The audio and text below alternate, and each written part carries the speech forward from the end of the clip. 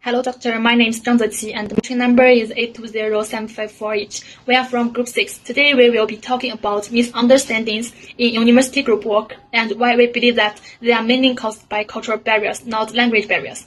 In Malaysian universities, we study with classmates from many different cultural backgrounds. Even though we can communicate in the same language, misunderstandings still happen very easily. This is because our cultural habitats, behaviors, and expectations are not the same. In this presentation, we will focus on three main areas where cultural differences often create confusion. The first is different expectations in group work, and the second is different communication styles, and the last one is different cultural values in classroom participations. These differences show that cultural barriers play a much bigger role in causing misunderstanding compared to language issues. For my point, our stance is that misunderstandings in university group work are mainly caused by cultural barriers, not language barriers. In Malaysian universities, we work with classmates from many cultural backgrounds. Even though we can speak the same language, we still misunderstand each other because of our cultural habits and expectations are different. According to Lin 2022, many group work conflicts come from cultural differences, not English program. For example, students have different ideas about punctuality. Some think being on time is very important, while others are more relaxed. This can make someone feel disrespected even when nothing was said. Students also have different expectations about leadership.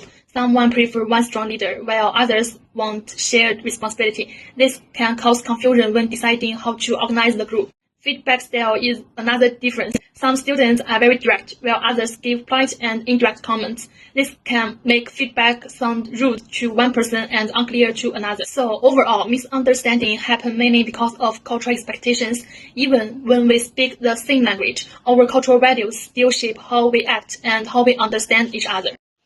Hello, my name is Nura Aina Biha binti Cik Manap, metric number A212496, and I will now be explaining the second point that supports our stance, which is that students of different cultural backgrounds exhibit different communication styles.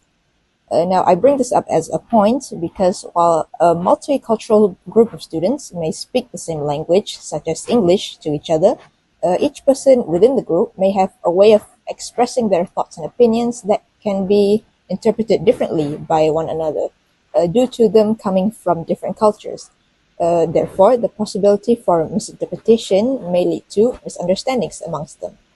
For instance, the concept of high context and low context cultures. According to American anthropologist Edward T. Hall, high context cultures such as Asian and African cultures rely more on nonverbal and implicit communication, as people in these cultures tend to have stronger social bonds to the point that simple gestures are enough to convey a message. Whereas low context cultures like European and North American cultures prefer to be more direct and explicit when communicating, as these cultures have a stronger emphasis on individualism and time management. So when these two cultures meet, it can be difficult to form an understanding with one another due to how they prioritize the way they wish to relay information, despite both speaking the same language. Thus, differing communication styles between different cultures can cause misunderstandings amongst university students. Hello, doctor. This is Sujai 820769. Now, I would like to explain why cultural values play an important role in causing misunderstandings in university settings. Students from different cultures bring different ideas about what good participation looks like. For example, in many Asia or high-power distant cultures, students show respect by listening quietly, avoiding interruption, and only speaking when they are fully certain. Silence is seen as politeness and careful thinking. In contrast, in many Western classrooms, participation means speaking up, asking questions, and challenging ideas. Because these expectations are so different, misunderstandings easily happen. A lecturer may think a quiet student is passive or unprepared, while the student is actually behaving in a culturally respectful way. Likewise, students who speak actively may be seen as overly demanded, even though they are simply followed their cultural norms. This idea is supported by Murray, who explains that students' participation cannot be understood without considering their cultural background. Many students appear silent not because of language problems, but because their cultural norms shape how they believe they should behave in class. This shows that misunderstandings often come from cultural values, not language barriers. Overall, misunderstandings in university settings arise from deeper cultural differences. Students may have different expectations about group work, different communication styles, and different beliefs about classroom participation. Some show respect by staying quiet, while others show engagement by speaking actively.